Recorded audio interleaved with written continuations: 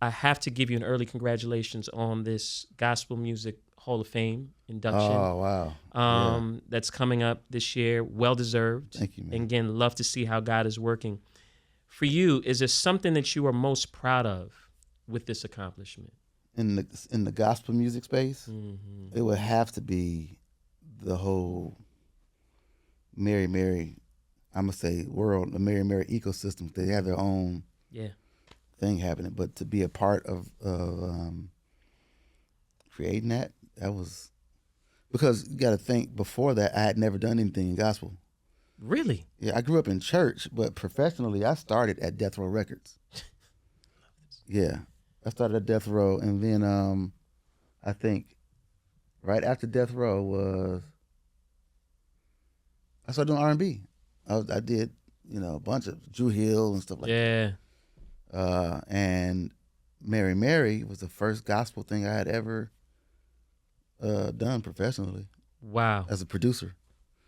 And so to be involved in that, and them, I mean, shout out to them for allowing me to, just kind of creatively just do what I want to do. Mm-hmm. And they were just like, they had all these, I was wild young. That song Shackles came out, I might have been 22 Wow. or something like that, and they were just allowing me to do whatever, even down to their name, because they didn't have a name. I was like, I like those alternative rock band names like Eagle Eye Cherry, Third Eye Blind. Mm-hmm. Like the rock bands have the coolest names. I didn't necessarily like the gospel music names, Mm-hmm. the so and so Travelers, Right. I don't know, all these different. I was like, nah. So I said, how about Mary?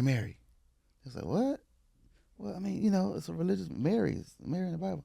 And at the time, I wasn't a theologian or anything like that. But my father was. Hmm. And we were in the studio in the basement of my parents' house. My dad was upstairs watching TV. I said, I'll be right back. I ran upstairs and I said, hey, Dad, were there two Marys in the Bible? He said, what? What do you mean? I said, well, there two Marys. He's like, boy, I done bought you books and sent you to school. You still don't know nothing. Yeah, there's two Marys in the Bible. Oh, yes. Okay. Ran off. Now came back. So, wait, Dad, did they know each other? He was like, yeah, they were like sisters. Look at that. Boom. I run back downstairs. Look how God works. I said, I tell the girls, like, Mary, and how legit it is. I was like, all right. But just to be a part of that, and, they went so far so fast. That first album. Huge. Yeah. Like, I don't know any other gospel artists whose debut album sells 1 million albums. Actually, 2 million. Then as well, in that time, that was huge. Yeah, like this. Like you're a brand new artist and you're opening up for YouTube. Yeah, I don't know that.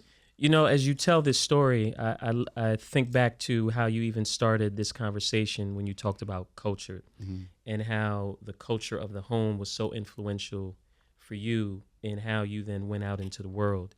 And if you look at the story of how the naming of even Mary, of look where you went to get that in the home, to your father who had poured into you, who was poured into by God, who then God's pouring into him.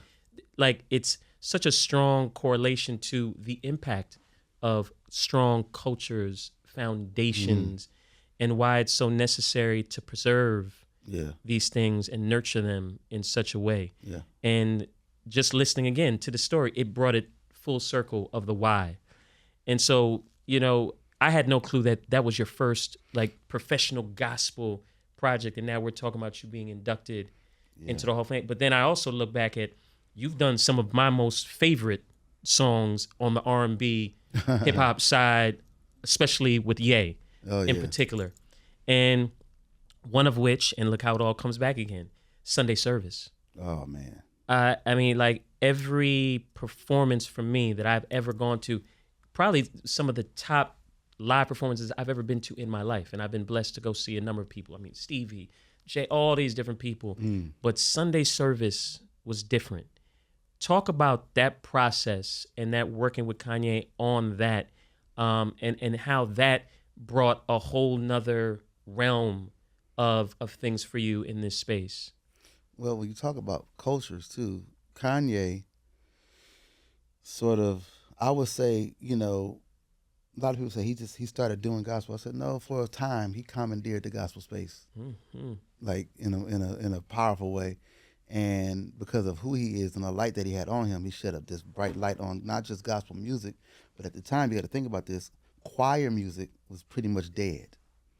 Choirs couldn't get arrested. They weren't touring. They weren't. Kanye comes with this choir. All of a sudden, choirs are popular again. Choirs is like, it's the thing. The Jordan 1s. You know what I'm saying? It's like you got to have a choir now. Then all of a sudden, everybody's calling for choirs on the albums. I'm getting calls from Pharrell, like, can you put a choir on this song for me? I'm like, it's happening like that. And so that part for me was special, and I wanted to be a part of it. So after he came to my church and brought a Sunday service to my church, he calls and said, I'm working on this album. Come to the house tomorrow. And I come out there and listen.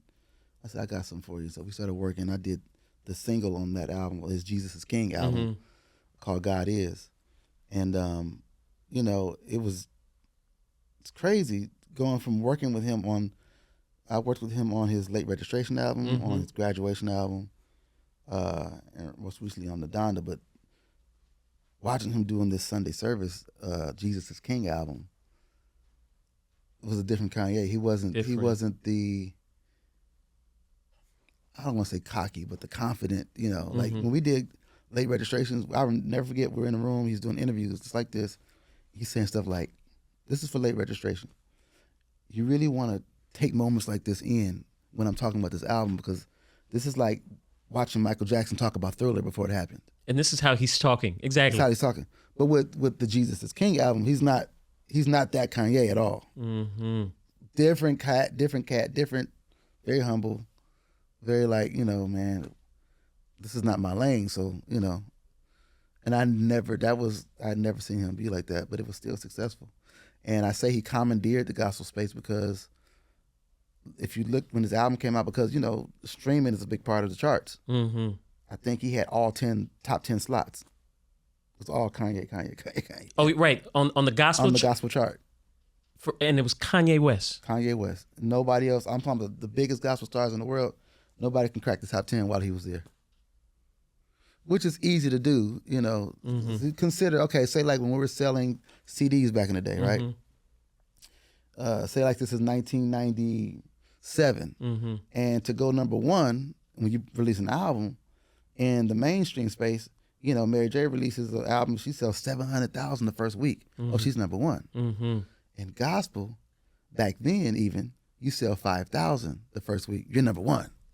Because the space it's just a smaller space. Much smaller pond, and Kanye is a whale. Not even a big fish, right. He's a whale. I was going to say big fish, but that wouldn't suffice. He's a whale. And so for him to come in there, and so a lot of people were upset in gospel, like, man, he coming over here. I remember that. And I said, well, y'all need to get your weight up then. If that man can come into this space and do that. And we know who, it was about who the glory was going to. This was God's work. He wasn't like, I did. He didn't care. Right. He said, I'm just doing music, I said, you got the problem. Y'all get y'all weight up. They said, well, you can say that because you're on the album. I'm like, if I wasn't on this album. The same thing. I said, I put out I did a compilation album with all my gospel artists. Kanye dropped his album the same day as mine. You know what I did with my album? It was out for about a week. I took it down. I said, you know what? Let this pass. I'll pull it back up later. I ain't got no ego, and I'm like, listen, I got to get my weight up. That's it.